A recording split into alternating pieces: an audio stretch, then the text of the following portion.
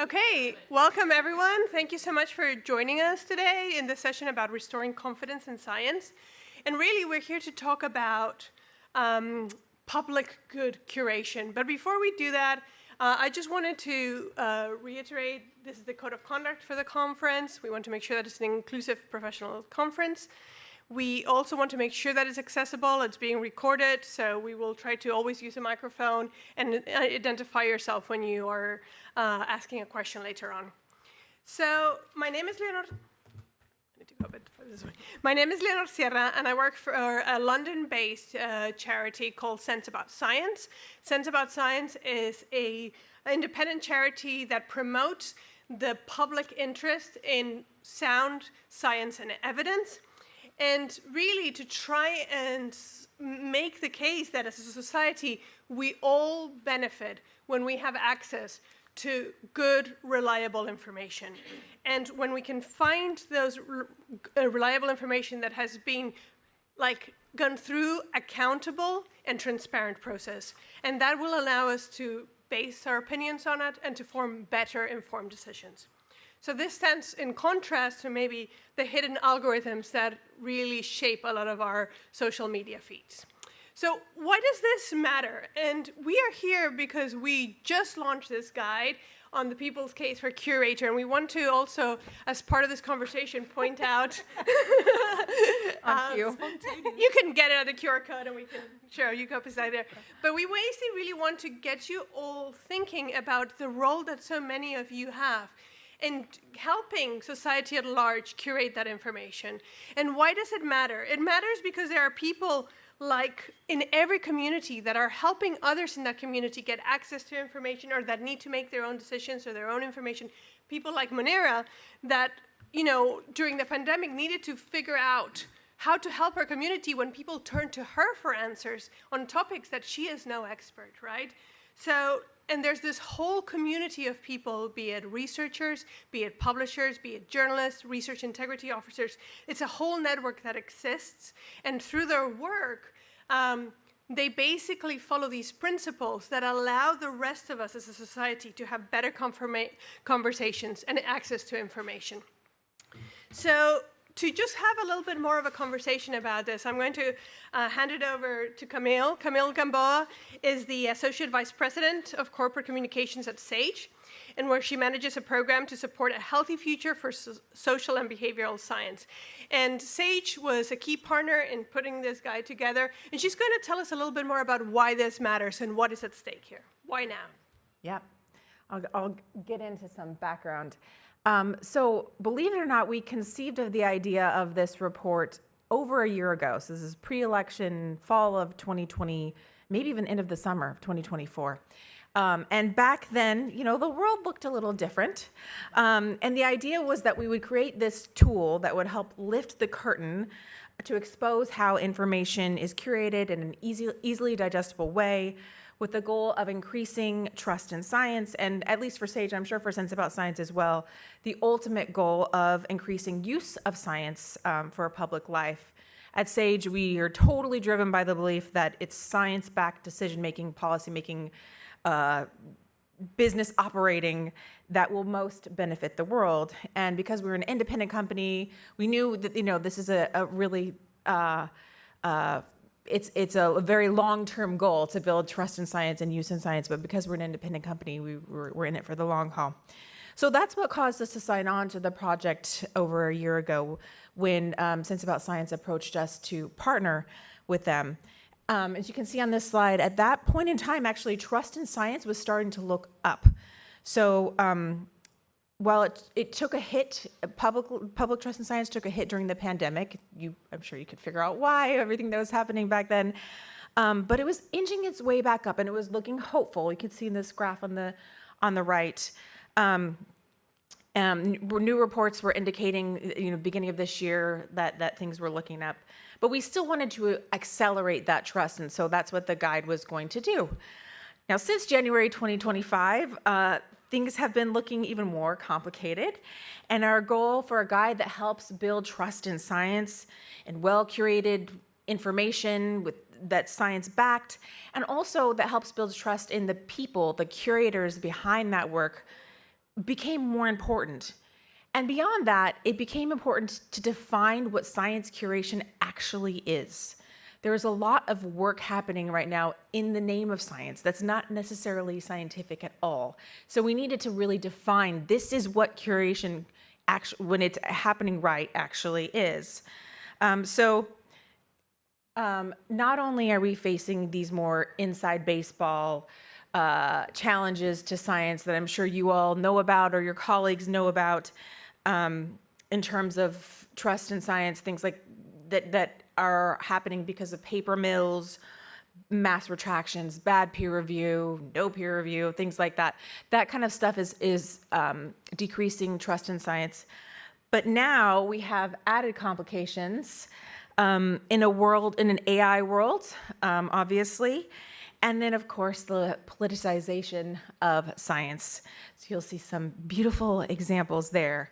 So we needed a tool to help us build trust in science now more than ever, more than I would argue a year ago, and hopefully with these examples you'd concur. As you'll see in the report when you dig in, and we'll get you the QR code back, or you can pull one of these cards. The report does not only center on the function of quality curation, but on the people, the thoughtful, trained, experienced humans who do the curation. There are many roles and organizations involved in curating information, but one of the things that we liked about this approach and this guide that we worked on with Sense About Science was that the focus was not only on those who were involved in the scholarly publishing process. Of course, that is important, it's coming from a scholarly publisher, the editors and those groups, but also the research integrity officers who are performing a more important role as every year. And then also the librarians and journalists as curators who, after publication, are doing curation work to further vet what the public sees. I really liked that about this report, that it gives equal importance to each of those curator groups, and in doing so really champions the role of the librarian, not only in providing access and further vetting and providing access to quality research, but also helping patrons build their own skills for doing curation themselves along the way. So despite issues of fraudulent science, AI, politics, these curators are doing the quiet yet transparent work of evaluating sources and, as it says in the report, protecting pathways to trustworthy answers and inviting good questioning. I was thinking about it yesterday, and I was like, it's like they're not only teaching the people how to fish, but they're also giving them the fish, and both are really important in this context. And so that's what the report is making visible, is bringing down and helping people to communicate about. So with that, I'll hand it back over to you. Thanks so much, Camille. And I think for me, that part of the questioning really speaks to me. Sometimes just helping people find those questions that they can ask, and that is a role that I have seen librarians play many a time, is really key for people that sometimes might be overwhelmed or even knowing where to start, right? So our next speaker is Michael Meth. He is the Dean of the Dr. Martin Luther King Jr. Library at San Jose State University. And under his leadership, the library has made significant strides in strategic initiatives such as AI and digital scholarship and development of new library services. And he's going to tell us a little bit about how the landscape is changing and how is that playing a role, and how is the role of curators evolving. Thanks, Mike. Thank you. Oh, all right, there you go, it's on. First of all, thank you for coming to our talk, and wonderful to see you all and be in a room full of colleagues and friends. In this group, we don't have to convince you necessarily of the value of this work, but still we want to talk a little bit. And I think the changing landscape prompt is really something that we're all facing right now. I'll start off by saying that there's this joke that I've been taught a long time ago, which is, what do you call the period between two transition periods? And the answer is a transition period. And so that's where we are. The role of libraries in information curation, I think, is undeniable. We know that we are along the group of public good curators. And libraries long, we have owned the trusted brand. We've developed it over all the many years of libraries to be the fine purveyors of fine information and the guardians of that information. And through libraries, our communities are usually used to accessing the accumulated knowledge of the human record. And we do that in physical and also in digital formats these days. But the big challenge that we're all facing right now is trust. Trust has been eroding, and we are looking, and everybody's looking for trusted sources of information. And Camille showed the stats about trust in science and the scientific method. And we already talked about some of the challenges with the questionable and fake science that's out there. And if you really want to just take a look, obviously Retraction Watch or other places like that are wonderful. But I think where we're also in a moment right now, where in spite of all the technological advances, and I'll get to AI in a second, it's the human becomes more and more important. Human verification is becoming increasingly important, and we have a role to play in that. And that's where the library goes from a building with a bunch of resources that you can access to the humans that make the library what the library really is. And we need to uplift our role as library professionals, so library faculty, library staff, librarians, whatever our classifications are, in that trusted information space and mediation of information. So AI will be, or maybe it is, or maybe it has, either way, AI is changing everything. I think we all know that. That is the big kickstart right now that we're all facing. And in there, the access models are changing. Whether folks go to websites, how they interact with databases, how they process information. Creative processes are changing. Some people use it as a starting point for creative endeavor. Some people, unfortunately, use it as an ending point for creative endeavor. How algorithms present and feed information is driving so much of what we are all dealing with right now. And so in that, again, librarians and the human in the library becomes more important. So in AI work, maybe some of you are familiar with this concept, but it's called RLHF, which stands for Reinforcement Learning from Human Feedback.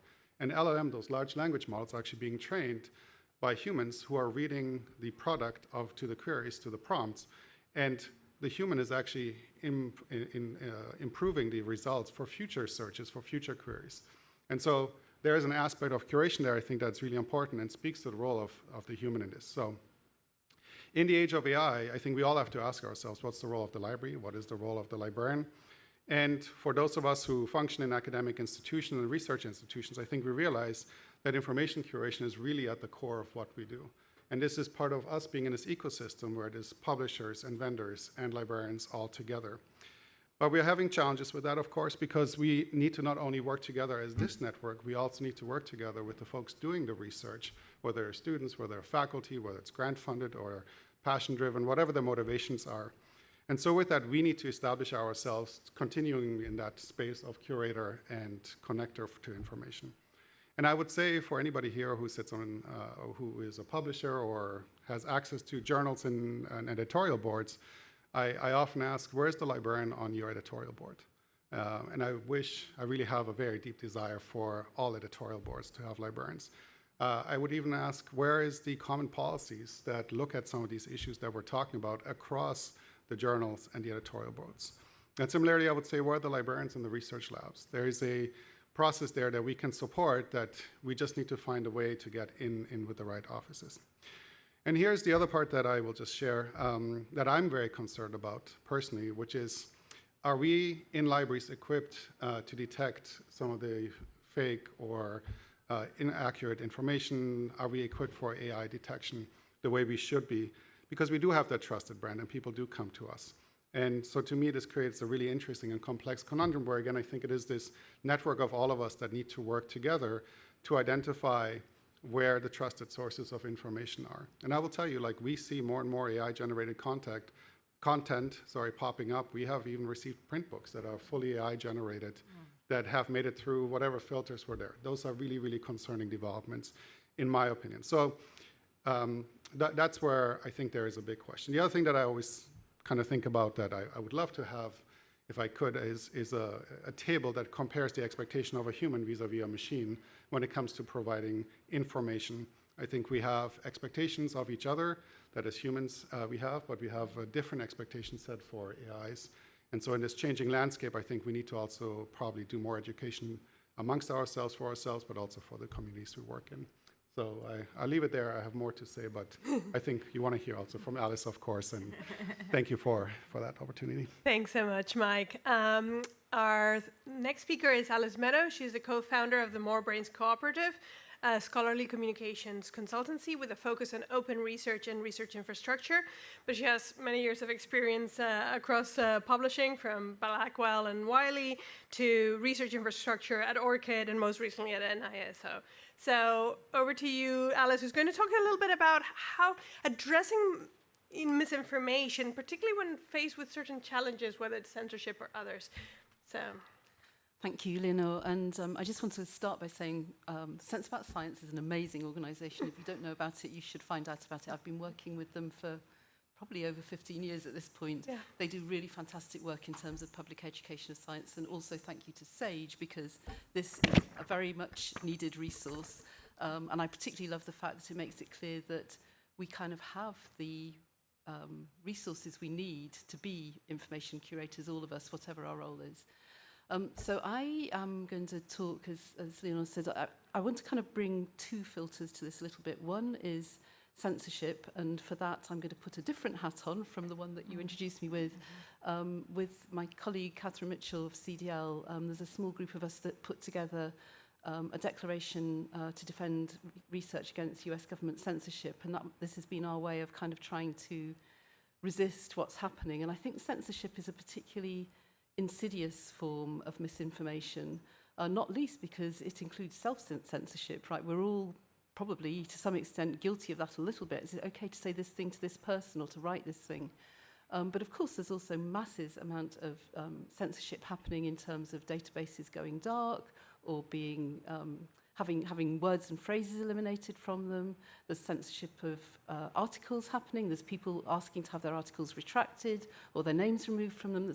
Censorship is all around us at the moment, and it's an incredibly dangerous thing. And it's one of the things that it hasn't brought our community together as much as I hoped and believed it would. I think as librarians, as publishers, as information specialists, we should all be really, really concerned about this, and it's something that we should be fighting against. So that's kind of thing one that I wanted to say. Thing two is I also want to bring a research infrastructure hat to this discussion. As Leonor says, after working in publishing, I then moved into research infrastructure, first at ORCID and then at NISO, the National Information Standards Organisation. And just as I think we have kind of human resources to deliver information curation, every one of us can do that. You know, we can tell people, don't just believe that AI summary at the top of your Google search, you know, dig into it and make sure that it really is, you know, even a Google search isn't necessarily the best thing in the world, but certainly that AI-generated summary is not a good thing. So we have that, but we also have a really robust research infrastructure, which I think often isn't made the most of. And I'm going to use, it's a little sort of off topic, but I'm going to use ORCID as an example of that, because I think you mentioned, Mike, about the need to validate identity. And there's been some work recently led by the STM Association on researcher identity and how we can kind of find ways to verify that, so that instead of waiting till the end of the publishing process and, you know, figuring out at peer review or beyond peer review, that this misinformation being shared, you try to take that to the beginning of the process and verify that at least the person, the researcher who's done the research, is who they say they are and they work at the institution that they say they work at. And ORCID, to me, is a really important part of that, because if you imagine a world where, you know, somebody decides to do some sort of graduate study and they are required to have an ORCID ID at that point, that by their institution then verifies, yes, this researcher is at our institution. Our institution also has a raw research organisation registry identifier, and that information then follows through. They apply for a grant, or their supervisor applies for a grant, and their ORCID ID follows through to that. They publish a data set or an article or a poster or whatever, their ORCID ID follows through to that. And at every stage, their funder says, yes, this is the researcher I've awarded this grant to. You can see it as a trust marker on the ORCID website. The same thing at publication. The publisher says, yes, this person is the author. So you get this flow of verified information. I'm sorry, I'm a bit of an advocate for ORCID, so apologies for the sales pitch here. But ORCID has done a really nice job of making it very clear on their website when information has been added by the researcher or the ORCID record holder, and when it's been added by somebody else. If you have both the researcher themselves and their organisations adding that information, it's not perfect, but it's a pretty damn good way of feeling confident that this person is who they say they are, their publications are theirs, their research grants are theirs, and so on. So I think that's just one example. In a minute, I'm going to talk through this example up here, but I did want to give one other example before we move on to this, and I'll save this for the next bit. Well, why don't you take us on? I mean, one of the things that I wanted to see is what are some examples of good ways of doing this, whether it's information curation or kind of the ways that we can address some of this misinformation in a way that actually helps build this trust and does restore that confidence in science and in research. So you want to talk, two examples, go for it, Alice. Certainly will, thank you. So this is the publication facts label. It's something, full transparency. It's been developed by PKP, the Public Knowledge Project, for their journals using their Open Journal System platform.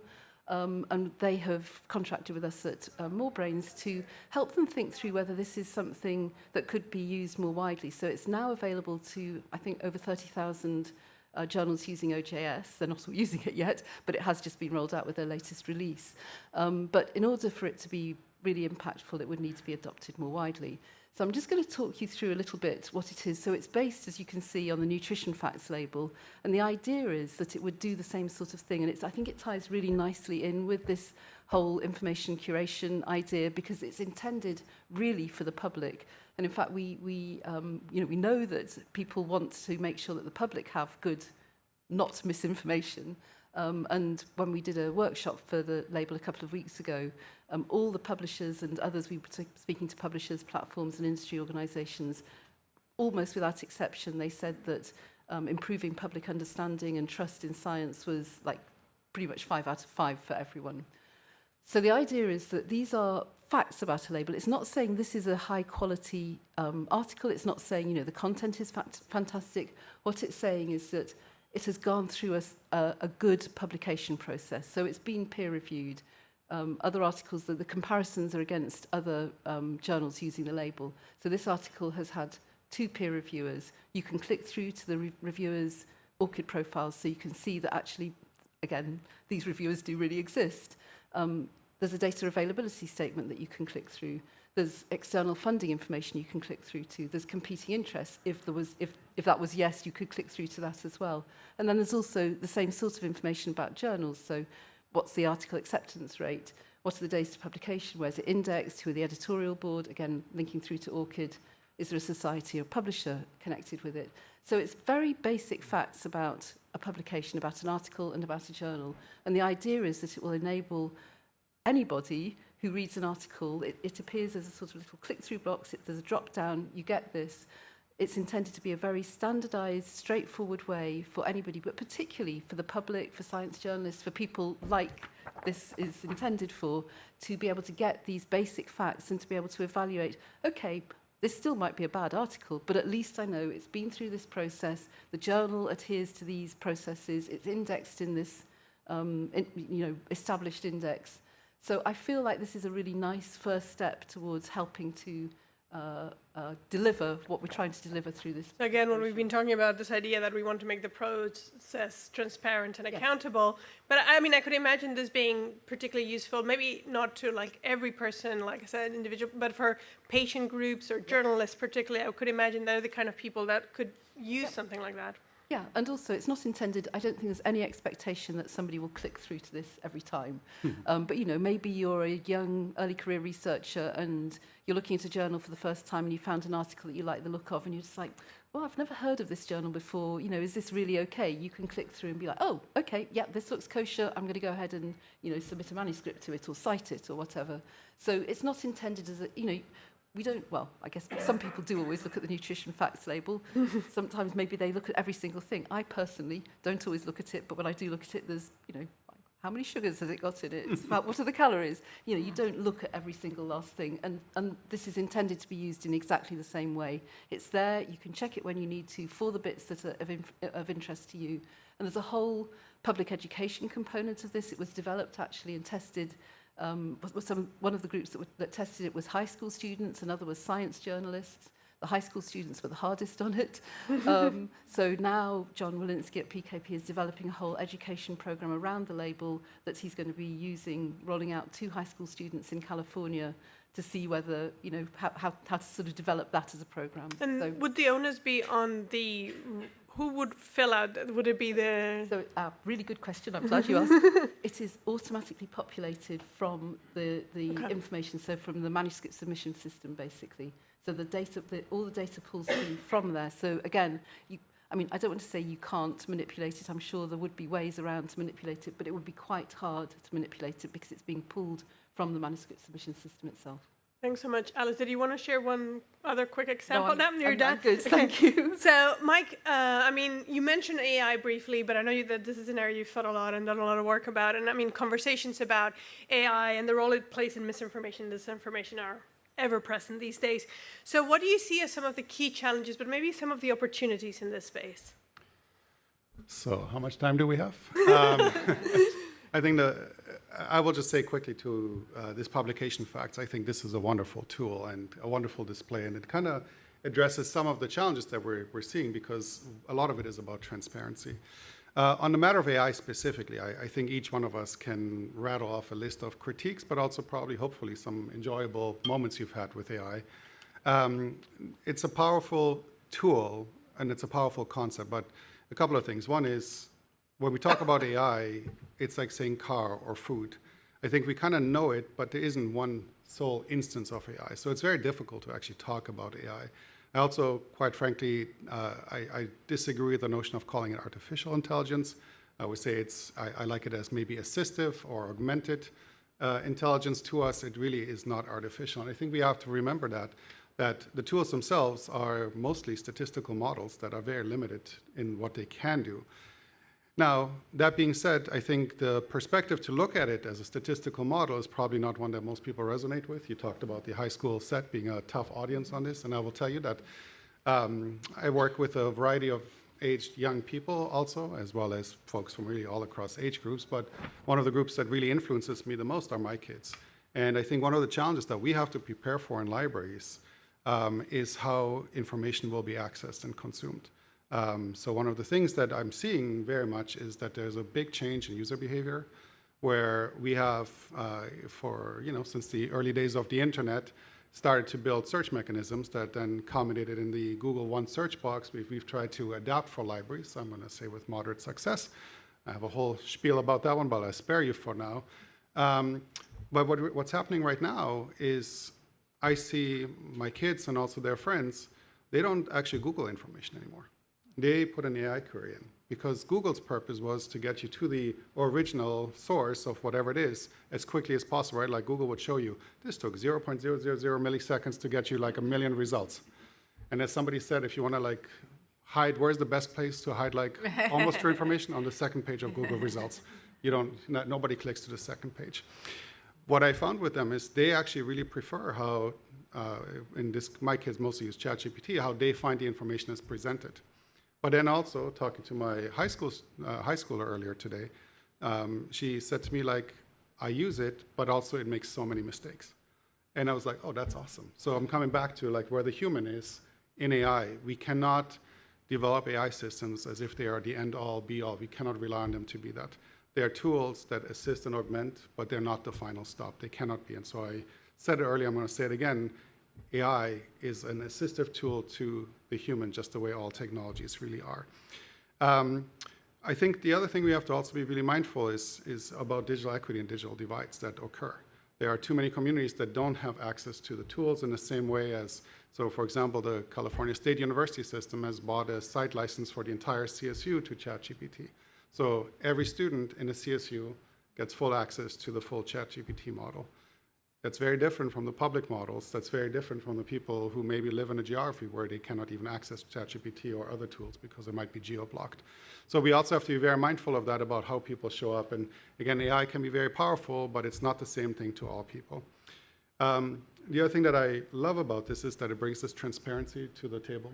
And I think one of the big challenges that we encounter is, at this point, there's no way to identify when you're interacting with an AI. How it's contributed to either the results or the answers, unless it's being disclosed.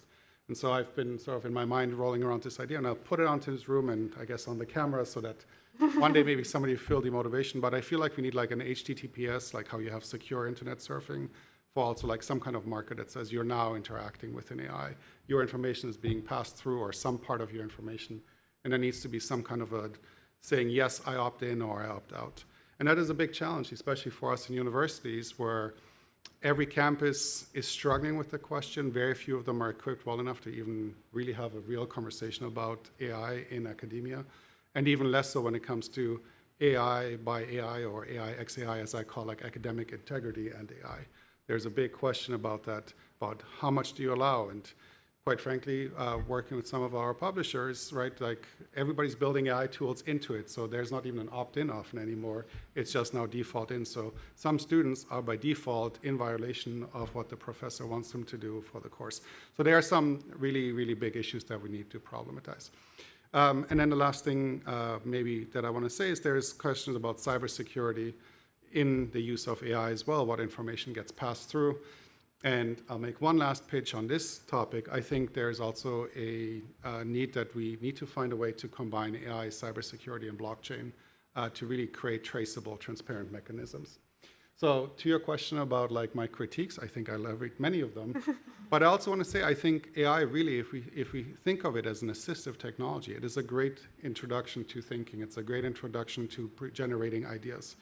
The problem that many people face is you look at a sheet of paper or your laptop and you're like, what am I going to say? I mean, you give an AI some kind of a prompt, any kind of prompt, and it will spit stuff out at you. And then you can say, refine it this way, say it in that voice. What about that angle? It will give you information. And then you can say, you know, I want a short story about it. Or you take information and you put it into a purpose-built tool like Notebook LM, which can do some incredible stuff with very little information, and it can bring together different ways of learning. So I think there is an incredible world of opportunity with AI, but there's also downsides. And I think that's what we need to understand. What are the tools that are available? What are the models built for? What are they trained on? And then how do we actually deploy that and create that? And one of the challenges, of course, that we always face is that in libraries, we are so often on the receiving end of the development of the tools. And I would love really for us to really more actively influence. And I think this conversation here is a great way that we should come together and be in the defining role of what AI should be in our worlds, in our lives. Thank you so much, Mike. And I think the example you gave with her about your kids, right, which I completely see in my daughter and her friends, is it is effectively a call, a demand for curation. They don't want the access to all the results, right? They want something to be digested. I think we need to support them in giving that in a process that we can see the transparency on, rather than something that, because otherwise you go the other way. Like my daughter said to me, nothing is true on the internet. And it's like, okay, well, let's find a middle ground here. Camille, you talked a little bit about the role that, I'll share this too, that the unique role that information curators can play. But what can librarians, publishers, researchers, anyone in this room and on outside of this room do to basically kind of help restore that confidence in research? Yeah, great question. So the ultimate goal of this report, this guide, was really, it's to build public trust in science. I'm going to guess that none of us work for an organization that has a network of like the broad public, right? Like most of us work within the academic circles. We talk to students and faculty and editors and things like that. So we don't have the levers, the direct levers to the public to help build public trust in science.